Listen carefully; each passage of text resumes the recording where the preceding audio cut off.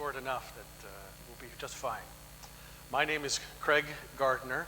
I am an employee at SUSE. I have been enjoying working on the OpenSUSE project since the beginning, way back in 2000. How long has it been? Long time. In addition to this and the many other fun things that I like to do, I'm also a university instructor, a professor of software engineering at a university nearby my home. And as such, this ends up being a conversation that I have with a large number of people, usually in an academic environment. And here I am, quite out of place, talking with you who are far more technical audience than what is normally the audience for this kind of a presentation. So if you're expecting a highly technical presentation, this is not one of those. But it has a very important connection to you and the things that you and I do on a day-to-day basis with OpenSUSE and with Linux and in technology. And that is, one of the challenges we have is finding people with the right skills, that we can hire them and have them be a part of these wonderful communities that we try to build. Too often we have open positions that we can't fill with people who have the right qualifications. And so this discussion that I have on many occasions that I've modified for you today is an important one. And how do we fill the pipeline with people that will be prepared to take on these responsibilities, these jobs, and solve these very important, very technical jobs over a longer period of time.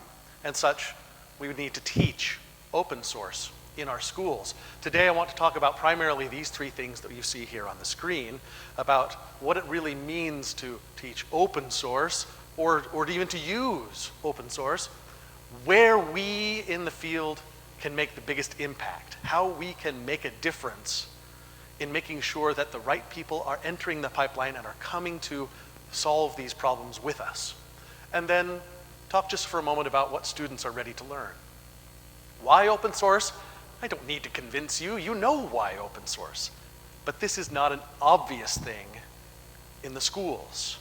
This is a challenge in the schools. Schools don't understand the value of open source. Schools don't even understand what open source is. They think, oh, we just need to teach them about technology. We just need to teach them a little bit how to program a few algorithms and throw together a few compiled objects.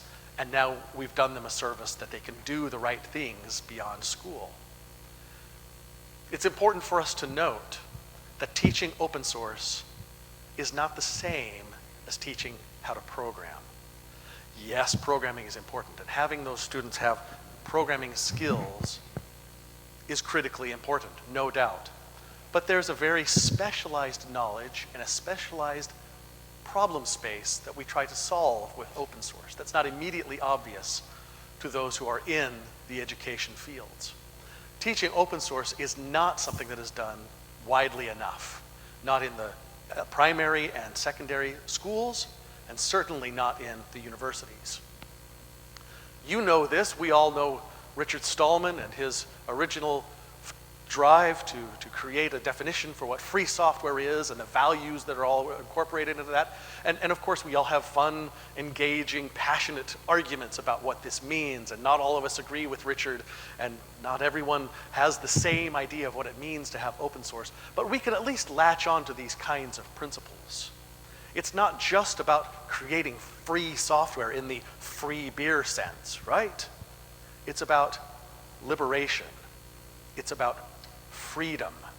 It's about opening minds and opening opportunities in ways that a narrow proprietary thought doesn't cover. So at least we can latch onto that. The challenge is that universities and other kinds of schools don't understand this. We have the opportunity to teach students about software, and that software is an important technological advancement, and technology allows us to solve interesting problems. But schools are focused on getting students prepared for a job market. And typically when you talk about preparing students for a job market, you're talking about finding a paying job, which runs a little bit counter, at least it is somewhat counterintuitive, to what open source seems to be to this audience of educators. Oh, these open source people, they just do all this stuff for free as hobbyists on the side. Whatever spare time that they have, they do it because they're passionate about software, and you can't make any money doing that.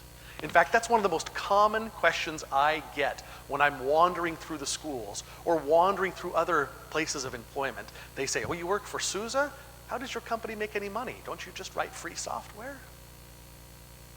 And changing that mentality and changing that understanding of what open source is about is a challenge that we have. So the schools have a difficulty getting the students to understand that there's more about free software than just finding a paying job, but that it also helps you to find a paying job. Other things that are important to understand is that most of the way that our schools work is that they are funded publicly by governments. And so the schools are compelled to do what their governments tell them to do, to meet certain accreditation requirements, to just get the students through school and to learn the things that the accreditation and government organizations tell them they're supposed to be teaching the students. Governments don't understand free software. Governments don't understand open source. And so getting schools to understand that from an industrial perspective is a challenge. And they're funded by those taxes, and when they are not funded by those taxes, they're funded by corporations that have an abundance of money to influence those schools to teach the things that the corporations think they should. Now that works to a certain extent to an industrial advantage, but only to the advantage of those that have the money to spend at that level. And that's where you see so much of the Microsoft influence permeating the educational structures. They're willing to go in and give schools hardware and give schools free Microsoft software to further their purposes. We could learn from this, but it's an expensive endeavor and one that we're not typically willing to invest a great deal of money to do. Yes, you have certain investments that come into education from the likes of Oracle. And even our friends at Red Hat, small though their donations may be, spend at least some effort to get into the university curricula so that they can have some influence there, which is good. And as I mentioned earlier, most schools simply just don't understand what open source is about, and they have limited resources, they have limited time. They've got to get these students through the curriculum just as quickly as they can, learning just the basics that they need to, enough that they can be certified as having some knowledge for their baccalaureate degree, but never a whole really enriching understanding of what's involved in a software engineering endeavor that involves open source. Hence, teaching is typically patterned according to a proprietary model, a model that is very closed, a model that is very programmatic, and not very liberatingly open. Furthermore, I wish to make two important points that's broken about education systems. And it's not that our education systems are bad, and we're doing a good job of teaching students, and we're trying to teach them the right things. But there's just a simple challenge associated with teaching that's not consistent with the kinds of things that we try to do in open source. Number one, it's important from a school's perspective to assert that an individual has mastered some knowledge in this particular thing. And you can't assert that a student has learned those particular things in a collaborative environment. You have to say, Jimmy has learned how to do this because I watched him do this by himself. He could write this algorithm, and he knows how the compiler works, and he knows how to build an interpreter, and he knows what's involved in an operating system because he's proved this as an individual. And so there's not much collaboration. And collaboration is avoided because it's considered to be cheating. If Marcus does all of the work on my team project, I can only tell that he learned it and not any of the other people on the team that were working with Marcus. The second thing that's challenging is that you're taught that you need to write your code from scratch, which is good, that's important. We need to have good programmers who know how to write good algorithms and good logic and good constructs and good object-oriented characteristics. We need to have all of these things. But you are too often in a school environment told you cannot reuse code. And yet that's what you and I do all day, every day. and there's value in that. The education model doesn't value that. So somehow we need to convince educators that it's okay to borrow other people's code, and it's okay to teach people how to collaborate and how to work in a collaborative environment. So that's the hard part. Exposing students to open source is easy. Oh, look, here's some open source code. But teaching them how to do it and how to contribute and how to collaborate in this way is the hard part, which leads us to some hurdles. If you'll forgive me a quick metaphor, hurdles are an interesting beast. It's easy to run, right? We all just basically fall forward in a very controlled, rapid pace. But getting to the point where you're trying to run and leap at the same time is not at all natural to do. It's a very awkward motion that you have to go through. And when you get it wrong, it hurts. When you trip and fall, it hurts. So you have these kinds of situations. You've got people that trip over the hurdles. You've seen these images from the Olympics. These are great. This happens to be a steeplechase hurdling event in my hometown here of Provo, Utah, Brigham Young University, and boy, that hurts. And then there's this kind of situation when you hurdle and don't quite make it over. Yeah, that's not very appealing, is it?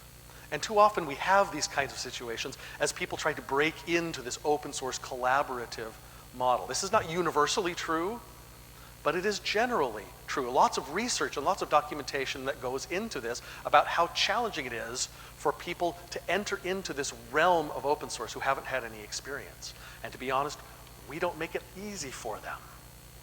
It's hard to meet those standards that we in our knowledge domains have to let new people in and begin contributing. So let's carry on with the rest of this metaphor. We've talked about hurdling.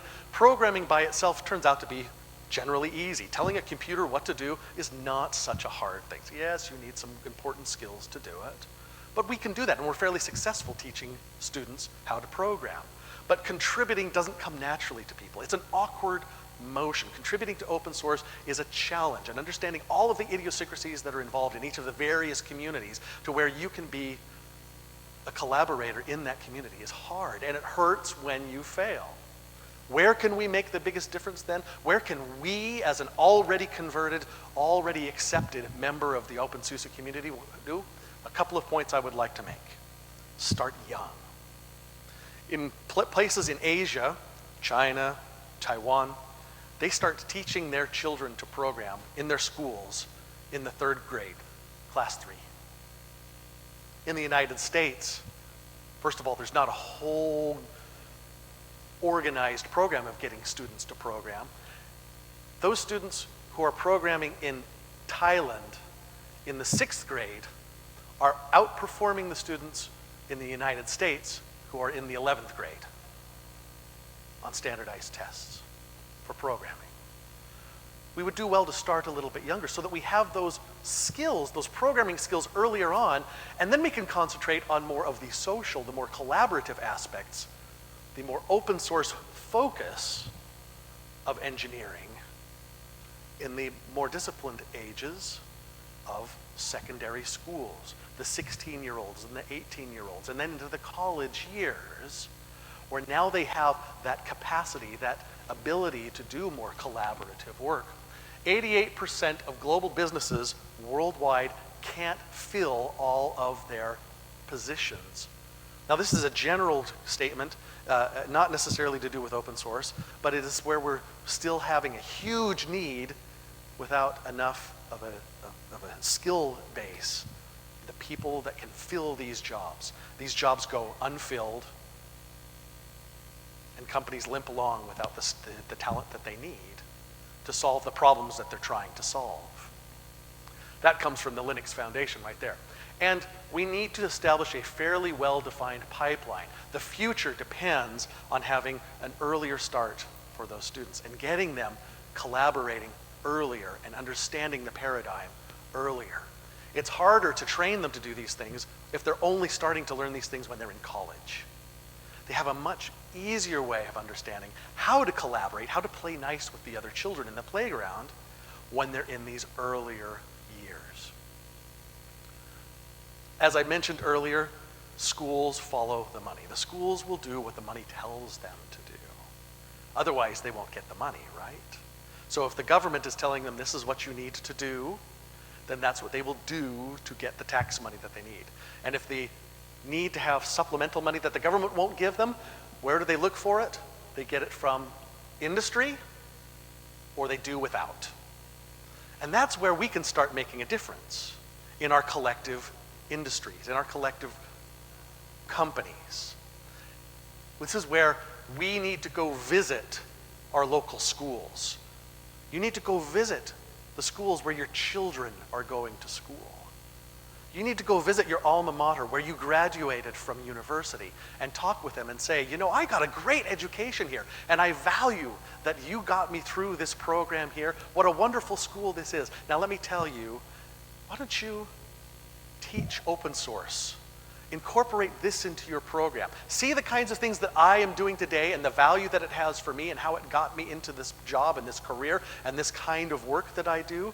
If you were to teach this here at the university that I love so much, we would have greater success, you would have greater success. This is the approach that we need to take. A grassroots approach of us injecting ourselves into the conversation about what is taught and what the value is of it being taught. You need to talk with the teachers of your students, and it takes a little bit of a donation of time, but you're familiar with that already. That's what open source is about, right? You do a little bit on your own because you're passionate about it, because it's meaningful to you. Spending a little time to have these kinds of conversations in the schools is valuable. Preparing students to contribute, well, this is what we need to do to get them that kind of a collaborative open source education.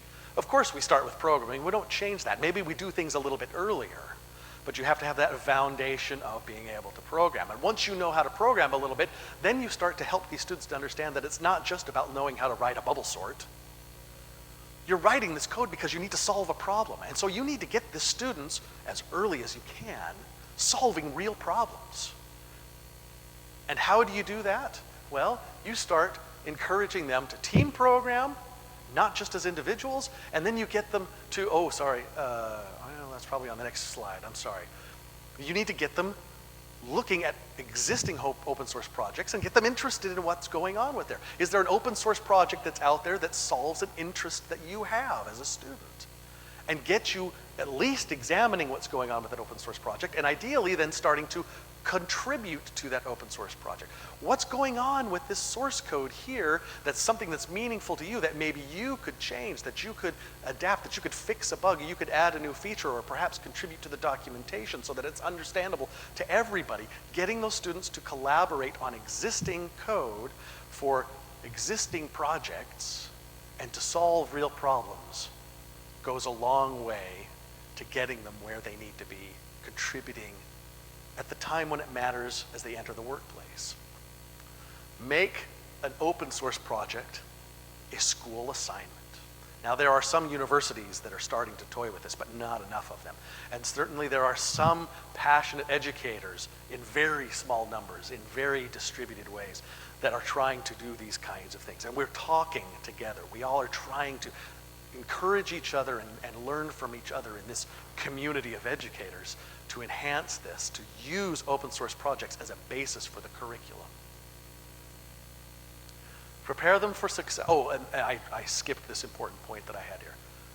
It's also important for them to understand that failure is not a bad thing. Too often in our schools, we say, oh, you did that wrong, fail. You don't pass. But solving challenging problems is all about seeing that that doesn't work, and that doesn't work, and that doesn't work as well, and maybe this almost kind of worked, but at least I learned from it, and having this collective, progressive learning experience to where mass failure, intelligent, fast failure, contributes to success.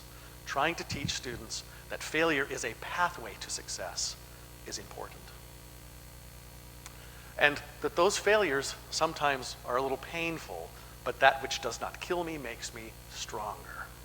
So we get to the point where we've failed a few times and we've stumbled and we've hurt our knees and we've made a bloody mess on the ground because of the falls that we have made.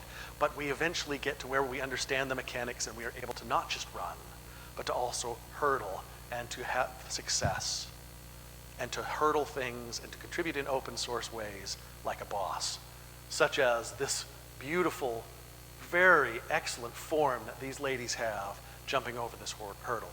Or if you're an American football fan, to where you can hurdle over your obstacles with no trouble at all. But of course, no one here is an American football fan, right? And we're in the Netherlands, and so this will be meaningful to you. Robin van Persie.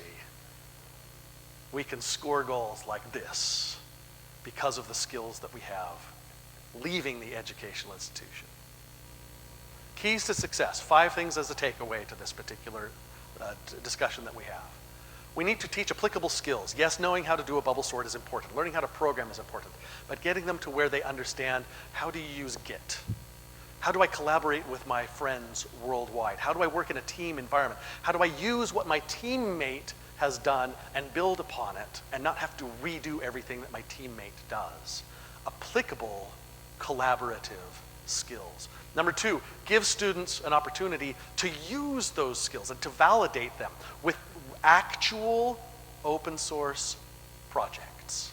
Number 3, teach students how to collaborate, teach them how to communicate, teach them how to exchange code, teach them how to exchange ideas. Number 4, get students exposed to the communities that are interesting to them. Getting them working on something that's boring or that does not interest them is a dead end. But getting them working on stuff that is really meaningful to them, such as me. I work on the Muse Score open source project because I value that. I lead and arrange choral music. And so being able to have an open source project that makes beautiful music spreadsheet, music scores, sheet music, is valuable to me. And that's why I contribute to it. Doing the same sort of thing to students, to where they're working on something that's valuable to them, will yield great rewards.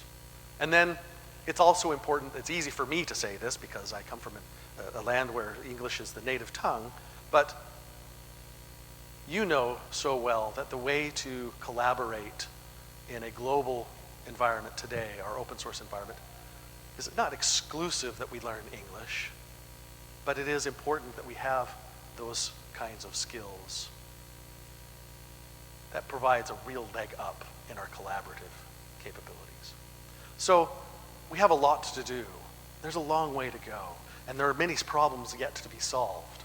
But the more that we have this kind of a community who understands this problem space because you've been through this, is very valuable in our setting our feet on the ground and going out and helping those who can solve the problem in the institutions, in the schools, will go a long way to solving our problems. We'll be solving more important, more challenging problems with the technology that we are creating, and we'll be able to fill the jobs that need to be filled. I appreciate your time. I'm grateful for the efforts that you go through in the open source community, and I'm glad that I can call you friends. Can I answer any of your questions?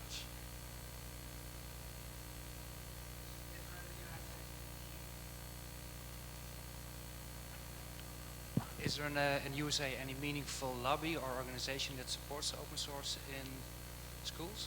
A lobby to support the schools. There is no formal lobby for this. Surely there are some very passively interested entities that have some influence with the government from the legislative perspective. But there's no formal lobby for it. Some of the best work that goes on that tries to influence, though, comes from our friends at Red Hat. Yeah. We should form a formal lobby for this. That's a great idea. Thank you. Have you already experience with using GitHub for students and the contributions to open source projects? I have, yes. At a university level, I require my students in my class that I teach to collaborate on GitHub. And they do that for a variety of assignments that they have for my class.